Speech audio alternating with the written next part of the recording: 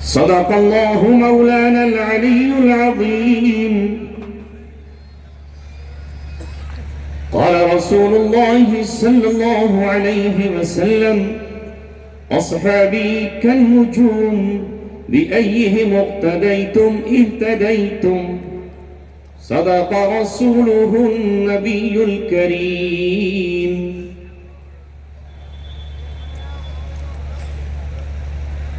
رلاؤں تو بغاوت ہے، ہنساؤں تو بغاوت ہے. رلاؤں تو بغاوت ہے، ہنساؤں تو بغاوت ہے. سمجھ میں کچھ نہیں آتا کہ چھیڑوں داستاں کیسے. اپنے بھی خفا مجھ سے ہیں، بیگانے بھی ناخوش. اپنے بھی خفا مجھ سے ہیں، بیگانے بھی ناخوش. میں زہر ہلاہل کو کبھی کہہ نہ سکا کم. حق پسندی میرا شیوا ہے، قیامت کیا ہے. سچ اگر سچ ہے تو کہنے میں قباحت کیا ہے. نہ تڑپنے کی اجازت نہ فریاد کی، نہ تڑپنے کی اجازت نہ فریاد کی. گھٹ کے مر جاؤں یہی مرضی میرے صیاد کی. سرزمین مرغوب پور و مصطفی آباد، مصطفی آباد و مرغوب پور دونوں ہی میم سے ہیں تو برابر کی ٹکر. گزشتہ سال اس اجتماعی موقع پر یہ نہ گناہگار آپ کی زیارت سے محروم رہا اور قدم نہیں ادھر آ سکے. تیری طلب بھی اسی کے کرم کا صدقہ ہے.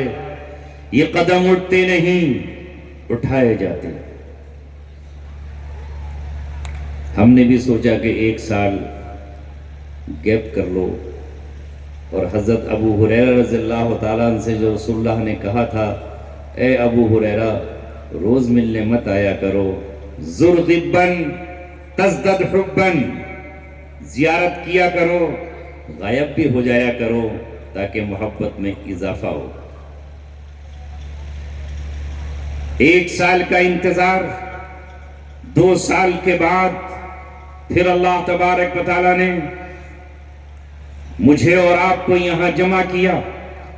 میرا مزاج منہ پر تعریف کرنے کا نہیں ہے، اسی کے سامنے قصیدے پڑھنے کا نہیں ہے.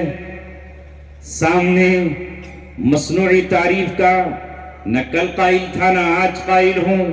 جس سے محبت ہے اور جس سے اظہار محبت ہے وہ بھی اپنے وقت پر ہے.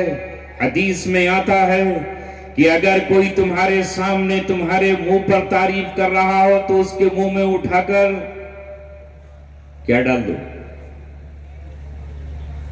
ارے سامنے والے بولا کرو نا، پیچھے تو آتے ہی رہے گئے تو سب پڑھے لکھے لوگ. کیا اٹھا کر ڈال دو؟ پیپسی کی بوتل، مٹی اٹھا کر اس کے منہ میں ڈال دو. کیوں؟ تو مٹی منہ پڑ جائے گی، تعریف آگے نہیں کرے گا. جس کسی نے اپنے بھائی کی تعریف اس کے منہ پر کی، سمجھو اسے کھٹل چھری سے ذبح کر دیا.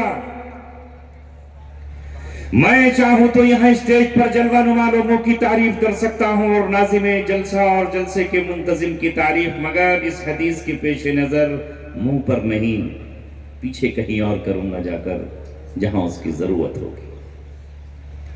آئیے اپنے مقصد کی طرف آتے ہیں. وقت بہت مختصر ہے. سرزمین اتراکھنڈ پر شاید اتنا بڑا اجتماع کسی اور گاؤں کو نصیب ہوتا ہو تو وہ شاید اس گاؤں کی طرح خوش نصیب ہوگا.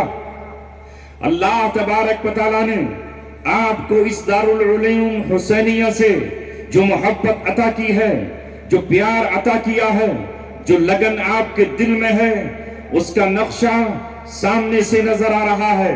کل تک محض یہاں چند کمرے ہوا کرتے تھے، زمین تھوڑی تھی، مسجد کی تعمیر تھی، مگر اللہ تبارک و تعالیٰ نے آپ کے جذبوں کو قبول کرتے ہوئے نہ صرف یہ کہ اسے مدرسہ اسلامیہ بنایا، بلکہ یہاں اللہ تبارک و تعالیٰ نے اب انٹر کالج تک کی تعلیم کے لیے ایک نظم فرمایا ہے، جو وقت کی شدید ضرورت ہے، جو حالات کا سخت تقاضا ہے اپنے بچوں کا ایمان بچانے کے لیے اور ان کو دینی تعلیم سے آراستہ کرنے کے لیے اور ہر طرح کے زیور سے ان کو مزین کرنے کے لیے جس چیز کی ضرورت تھی اسے آپ نے محسوس کیا، انتظامیہ نے محسوس کیا، گاؤں والوں نے محسوس کیا، اطراف نے محسوس کیا، اور یہ پیغام تمام گاؤں اور شہروں کو جانا چاہیے کہ ہم تعمیر ملت کے لیے، تعمیر امت کے لیے، تعمیر انسانیت کے لیے،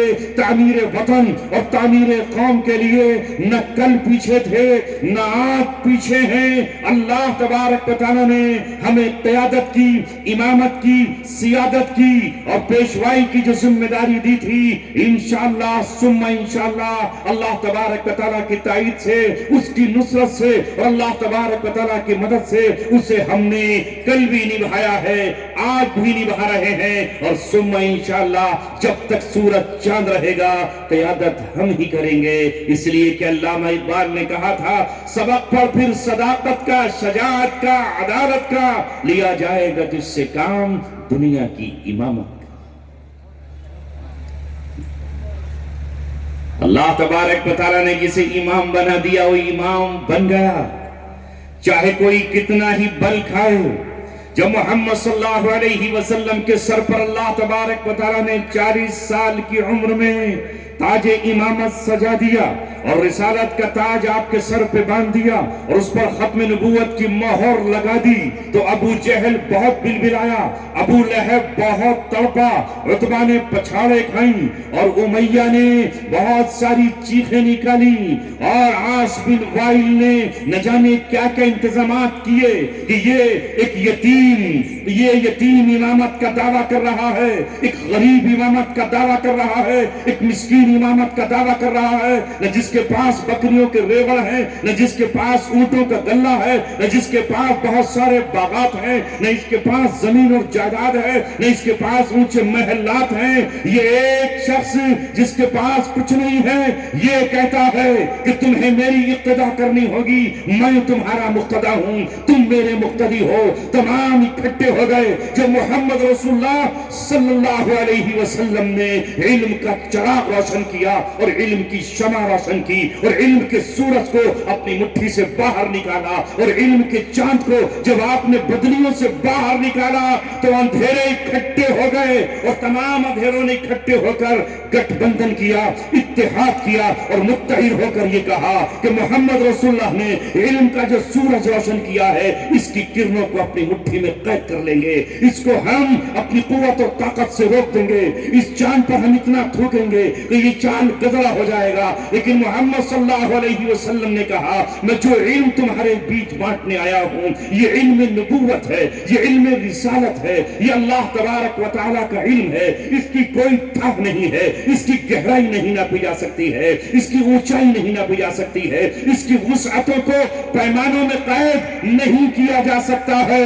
روکنے والوں روکو، آؤ، اور تم نہیں روک پاؤ گے۔ محمد صلی اللہ علیہ وسلم نے اس علم کی جو صدا لگائی تھی، جو بانگ لگائی تھی، اسے مکہ اپنی وادیوں میں قید کرنا چاہتا تھا، قید نہیں کر سکا۔ وہ کرن دار حرا میں چمکی اور دار ارقم میں پھوٹی اور اس کے بعد جو اس کی روشنی پھیلی ہے تو مدینہ منورہ اس کا مرکز بن گیا اور مدینہ منورہ مرکز بن کر اس نے یمن کو، شام کو، طائف کو، بعد میں ایران کو، افریقہ کو، افغانستان کو، ہندوستان کو، چین کو، جاپان کو اور ساری دنیا کو منور کر دیا۔ اور آج قرآن کا نور، یہ سورج تو رات میں چھپ بھی جاتا ہے، ڈھک بھی جاتا ہے، بدلیوں میں بھی چلا جاتا ہے، اسے گہن بھی لگ جاتا ہے، مگر قرآن رات و دن 24 گھنٹے اپنا نور بکھیر رہا۔ نعرہ تکبیر، مذہب اسلام، نعرہ تکبیر، علماء اسلام، حضرت مولانا مفتی عبدالسمیع صاحب۔ اے دوستو اور عزیزو، تمہیں اپنا مقام سمجھنا ہے اور اپنی منزل کو طے کرنا ہے کہ تمہاری منزل کیا ہے. اور یہ بتائے گا کون؟ وہی جس نے تمہیں انسان بنا کر تمہارے سر پر خلافت کا تاج رکھا، فرشتوں کو تمہارے سامنے جھکا دیا اور تمہاری خدمت میں لگا دیا، آسمان کو تمہارے لیے مسخر کر دیا اور زمین کو تمہارا پابند کر دیا، پانی کو تمہارے اشارے پر چلنے پر مجبور کر دیا اور ہواؤں کو تمہارے رخ پر چلنے کے لیے اللہ تبارک و تعالیٰ نے مجبور کر دیا. وہ اللہ جس نے تمہیں اس کائنات کا بادشاہ بنا دیا اور اپنی نیابت کے لیے، اپنی جانشینی کے لیے، اپنے حکم کے نفاذ کے لیے، اپنی منشا کو زمین پر نافذ کرنے کے لیے تمہارا انتخاب کیا. اگر تم اللہ تبارک و تعالیٰ کی منشا کو زمین پر نافذ نہیں کرو گے اور اللہ تبارک و تعالیٰ کی چاہتوں پر نہیں چلو گے اور اللہ تبارک و تعالیٰ سے بغاوت کر کے تم شیطان سے ایگریمنٹ کرو گے اور ابلیس سے دوستیاں کرو گے اور ابلیس سے پنگے بڑھاؤ گے، تو یاد رکھو اللہ تبارک و تعالیٰ کی تم ناقدری کرو گے، جیسا کہ اللہ نے اس قرآن میں کہا ہے وَمَا قَدَرُ اللَّهَ حَقَّ قَدْرِهِ. انہوں نے اللہ تبارک و تعالیٰ کی ویسی قدر نہیں کی جیسی قدر کرنا چاہیے تھا. ابھی مفتی صاحب ہوں یا مولانا خبیب صاحب ہوں، سب کے سب آپ کو اس بات پر لانا چاہ رہے ہیں کہ آپ کو سب سے زیادہ محبوب اسلام ہو جانا چاہیے، اس لیے کہ اسلام سے بہتر اصول اور ضابطے، قانون اور روایات زندگی کسی کے پاس نہیں ہیں. یہ ہمارا دعویٰ ہی نہیں، اس پر ہماری دلیل ہے. سب سے بہترین رہنما اور رہبر اگر کسی کا ہے تو وہ تمہارا ہے. تمہیں چینج کرنے کی ضرورت نہیں ہے. ہر 5 سال میں 1450 برس پہلے جسے اللہ تبارک و تعالیٰ نے بھیجا ہے وَمَا أَرْسَلْنَا بِالرَّسُولٍ إِلَّا لِيُطَاعَ بِإِذْنِ اللَّهِ. میں نے روکا جان بوجھ کر کہ ہمارے بچوں کا حفظ پکا ہے یا نہیں. کیوں بھیجا اللہ نے رسول کو؟ تاکہ اللہ کے حکم سے اس کی اطاعت کی جائے، اس کی ہر بات کو مانا جائے. تو اللہ نے اپنا پیغمبر بھیج دیا تاکہ اس کی اطاعت کی جائے.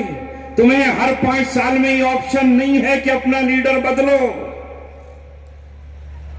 کہ کل تک محمد رسول اللہ کو مانتے تھے، اب کوئی اور دعویٰ کر دے آ کر تو اسے مان لیں. کوئی آ کر کھڑا ہو جائے آپ کے سامنے کہ بھائی میں بھی امیدوار ہوں نبوت کا، میں نے ہی پرچہ بھر دیا ہے نبوت کا، فیس بھی اس کی جمع کر دی ہے، تو مجھے مان لو نبی. مان لو گے؟ نہیں مانو گے. جس دن مان لیا اس دن اسلام سے خارج، ایمان سے خارج، مرتدین میں آپ کا